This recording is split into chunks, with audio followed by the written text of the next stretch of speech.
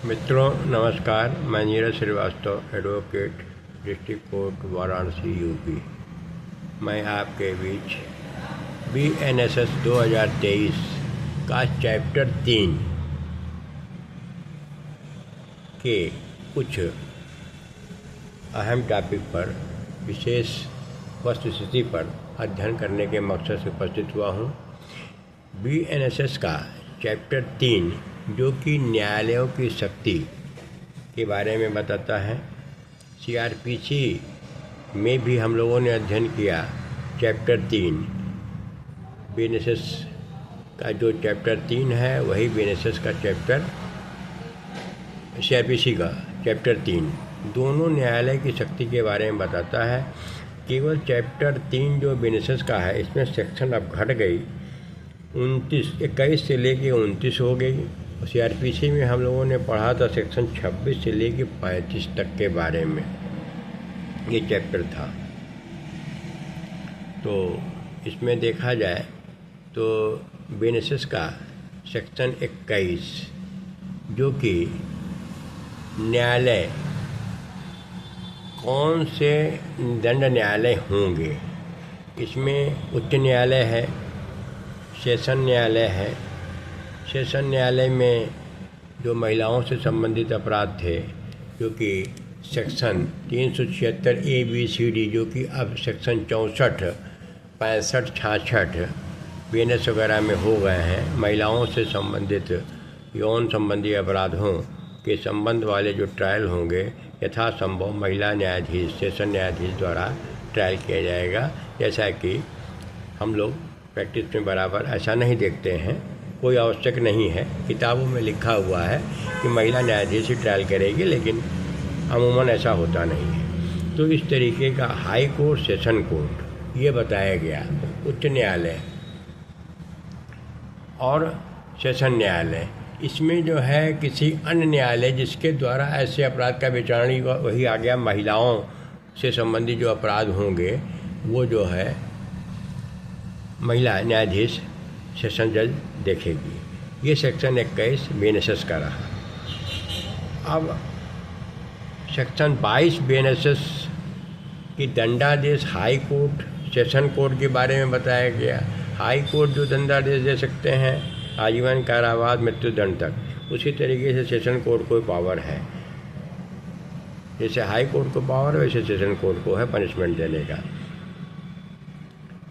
अब इसमें जो है CRPC में जो सेक्शन एक आया था किशोर न्यायालय, सेक्शन 27, वो कि अब इसमें इस चैप्टर में अब नहीं दिया है, BNSS में नहीं है।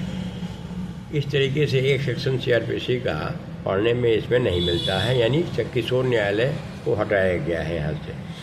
तो हम लोग BNSS का अध्ययन कर रहे हैं। तो section 21 high court, session court के बारे में बताया। इसके बाद हाई कोर्ट, सेशन कोर्ट के पनिशमेंट, दंड के पावर के बारे में बताया कि हाई कोर्ट और सेशन कोर्ट मृत्यु दंड तक सज़ा दे सकते हैं। इस तरीके से सेक्शन 23 BNSS का है जो कि CRPC का सेक्शन 28 था कि दंडादेश कौन कौन मजिस्ट्रेट कितना दे सकते हैं।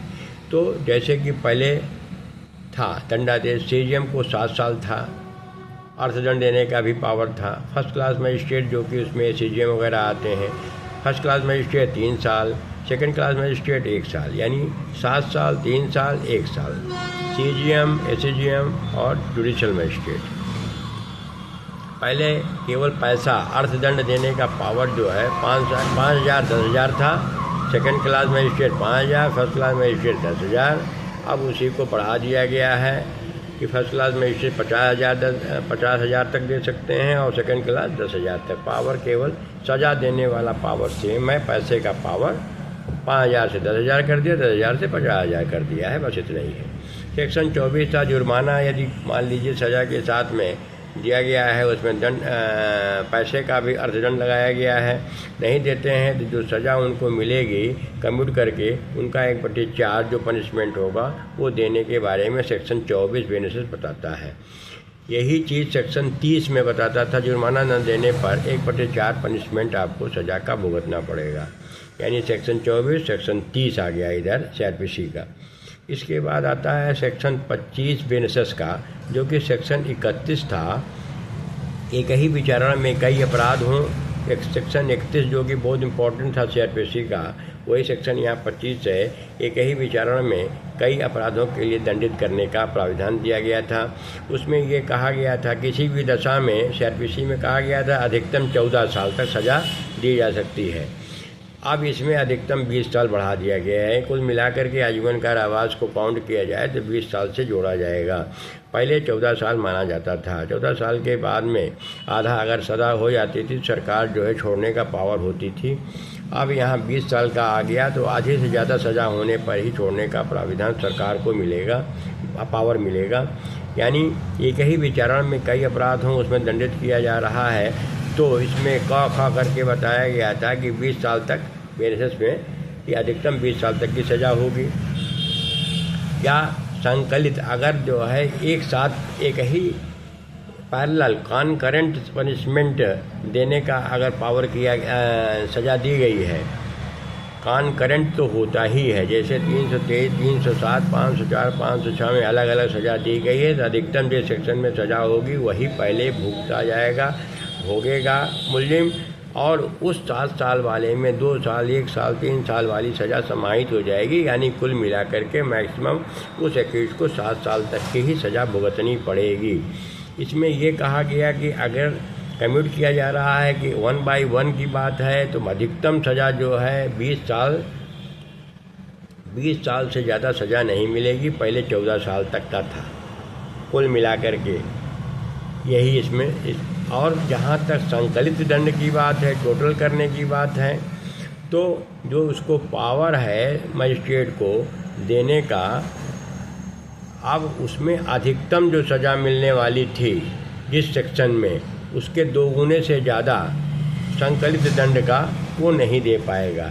इसका निष्कर्ष केवल इतना ही है कि अगर कई सेक्शन में पनिशमेंट दिया जा रहा है तो उसमें जो सबसे ज़्यादा सज़ा वाली होगी सेक्शन, उसी का दंड माना जाएगा, उसी को भुगतना पड़ेगा। और वो भी अधिकतम जो है पहले जो 14 साल था 20 साल से ज़्यादा नहीं हो पाएगा।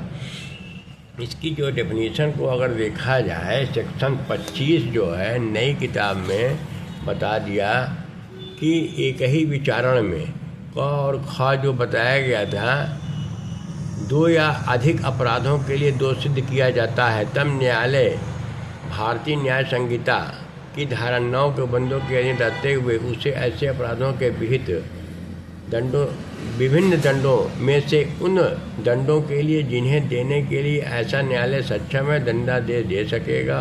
और न्यायालय अपराधों की गंभीरता पर विचार करते हुए ऐसे दंडादेश साथ या क्रमवर्ती, यहाँ ऑप्शन दे दिया कि कॉन्करेंट चलेगी या तो 1/1 सज़ा भुगतने के लिए आदेश देगा। अब आता है दंडादेशों के क्रमवर्ती होने की दशा में अगर 1/1 कर देता है तो केवल इस कारण से कि कई अपराधों के लिए संकलित दंड, यानी 323, 504, 506 कई अपराधों में अलग अलग दंड दिया गया है, उसको संकलित कर देता है। उस दंड से अधिक है जो वह न्यायालय एक अपराध के लिए दोष सिद्ध कर देने के लिए सक्षम है। न्यायालय के लिए यह आवश्यक नहीं होगा कि अपराधी को उच्चतर न्यायालय में, मतलब यह है कि कई सेक्शन में अगर वो दे रहा है और उसको जोड़ने पर अगर सज़ा ज़्यादा हो रही है उसके पावर से ज़्यादा, तो वो आगे की ओर प्रोसीड नहीं करेगा, उच्चतर न्यायालय में अपने सुपीरियर कोर्ट में आगे भेजने के लिए विवश नहीं होगा, वो दे सकता है। लेकिन इन जनरल जो है सेक्शन 31 सीआरपीसी और 71 आईपीसी जो है और 427 सीआरपीसी हम लोगों ने अध्ययन किया था, तो इसका सेंस जो है एक ही कई अपराधों में अगर दंड देना है तो सब सारी सज़ाएं एक साथ भुगतने की बात कहता है। इस पर लॉ भी है, सुप्रीम कोर्ट का भी जजमेंट है, अभी उसके बारे में अध्ययन किया जाएगा। तो 31 इसका सीआरपीसी का जो हम लोग पढ़ रहे थे वही बेनसेस का सेक्शन 25 है। इस तरीके से ये 31 के बाद में आगे की कुछ सेक्शन हैं, शक्तियाँ प्रदान करने का ढंग कैसे जो है, इसमें जो है संहिता के अधीन राज्य सरकार या उच्च न्यायालय कैसे किस अधिकारी को कौन सा पावर देगी, उसका तरीका बताया गया है। सेक्शन 26 है। सेक्शन 27 है नियुक्त अधिकारियों की जो शक्तियां हैं, जो अधिकारियों को पावर कैसे कैसे अलग अलग पार्टिसिपेट किया जाएगा, डिस्ट्रीब्यूट करेगी। फिर सेक्शन 28 में दिया है बेनिफिशरीज का कि अगर जो पावर दिया गया है स्टेट गवर्नमेंट या हाई कोर्ट द्वारा, उसको वापस लेने का भी पावर है। इस तरीके से सेक्शन 29 ये बताया कि न्यायाधीश मजिस्ट्रेट को का जो पावर जो दिया गया है उनके सबॉर्डिनेट को ही ट्रांसफ़र किया सकता है कुछ विशेष परिस्थितियों में। जैसे अधिकारी जो है बीमार है, छुट्टी पर चला गया है, तो हाई कोर्ट या राज्य सरकार आपने उनके पावर को उनके नीचे वाले अधिकारी को ट्रांसफ़र कर सकती है। इस तरीके से ये चैप्टर इनका 3 जो है बेनिफिशरीज का रहा, जो पनिशमेंट के बारे में बताता है। इसका मुख्य सेक्शन जो है सेक्शन 23, दंडादेश किसको कितना पावर है। सीजीएम को 7 साल है, फर्स्ट क्लास मजिस्ट्रेट को 3 साल है, सेकंड क्लास मजिस्ट्रेट को 1 साल है, और फर्स्ट क्लास मजिस्ट्रेट को 50,000 तक जुर्माना है, और सेकंड क्लास मजिस्ट्रेट को 10,000 जुर्माना है। और जुर्माना न देने पर इसमें हम लोगों को जानना चाहिए कि जो सज़ा दी गई है उसका 1/4 भुगतना पड़ेगा मुलजिम को। और फिर एक सेक्शन जो है इम्पोर्टेंट था, सेक्शन 25 बेनिफिशरीज का, और सेक्शन 31 सीआरपीसी का, जो एक ही विचारण में कई अपराधों के लिए दंड दिया जा रहा है। तो वो सज़ा जो दंड मिलेगा वो कानकरण भोगेगा या एक के बाद एक भोगेगा। इन जनरल जो है कानकरण सज़ा भुगतने की बात है। यदि 1 by 1 की बात कहता है कि एक के बाद भुगतना है, तो अधिकतम सज़ा जो है जो पहले 14 साल थी वो 20 साल हो गई है। और संकलित दंड जो होगा, संकलित जहाँ टोटल एग्रीगेट कम्यूट कर दिया जाएगा सज़ा को, तो उसको जो है उसमें से अधिकतम एक सज़ा एक सेक्शन वाले सज़ा का दुगुना से कह रहा है कि ज़्यादा नहीं होगा। दुगुना का मतलब अब ये है कि इनका जो है जैसे फर्स्ट क्लास मजिस्ट्रेट का है 1 साल 3 साल पावर है, तो 3 साल का दोगुना यानी 6 साल, तो 6 साल का, और सेकंड क्लास मजिस्ट्रेट को है उसका दुगुना उनको पावर मिल जाता है। तो संकलित दंड का दोगुना से ज़्यादा उनको सज़ा देने का अधिकार नहीं होगा। इस तरीके से ये इम्पोर्टेंट सेक्शन जो है किस मजिस्ट्रेट को कितना पावर है सज़ा देने का, उसके बारे में रहा। इसका हम लोगों ने अध्ययन किया। पुनः मैं अगले वीडियो में कुछ अन्य विशेष टॉपिक पर अध्ययन के लिए उपस्थित होंगे। तब तक के धन्यवाद, नमस्कार।